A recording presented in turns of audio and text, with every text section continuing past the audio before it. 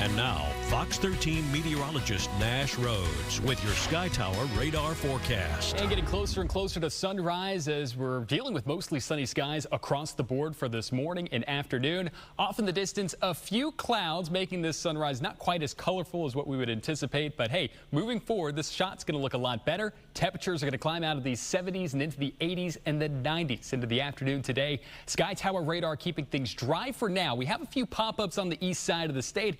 That's down near Jupiter and Boynton Beach, but closer to home, not a lot happening here. We're going to stay mostly dry throughout the morning and early afternoon, but by the mid to late afternoon hours, a few spot rain chances will be possible. This is 8 a.m. here on Futurecast. The Fox model not liking what it's seeing. It keeps us nice and dry into the lunchtime, and then by 2 o'clock, notice these pop-ups on the east side of the state. They're going to be taken from east to west with this dominant breeze that will just bring low-end rain chances back to the coastline. I'm giving us about a 10% chance of rain for reference, and that's even wishful thinking in many different spots. All that rain finds its way off the shoreline as we move into tonight, and by 10 o'clock we should be completely dry across the region, setting the stage for a dry start to your Sunday morning forecast as well.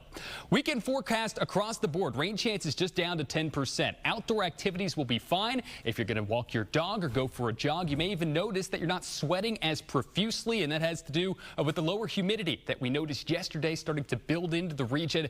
It's not going to be around here for long. More on that and the reason why in a moment. But if you are planning on boating, just note that those winds will be at 10 to 15 knots, and moderate chop is anticipated for our bays and inland waters. That frontal boundary that was stubborn and situated right over our state for pretty much the past week has sunk farther to the south. That's what you're seeing there on the screen. And notice all the cloud cover it's taken away with it as we progress forward from Sunday into Monday. Watch the drier air in the mid-levels of the atmosphere find its way back to the north side of the state, and then more of that humid tropical air works back in by Wednesday into Thursday, and this is going to be plenty of juice for those showers and storms to eventually form. I am going to be bumping up those rain chances for reference to about 30%, mainly into Wednesday and Thursday's forecast. If you're not going to have an umbrella by your side, the next 2 days you may get lucky. You may not get quite as lucky for next week, so just keep that in mind. At least for the weekend, you're looking mostly dry. It is going to feel fantastic. For all the football games we have in Florida, we have a lot of them today.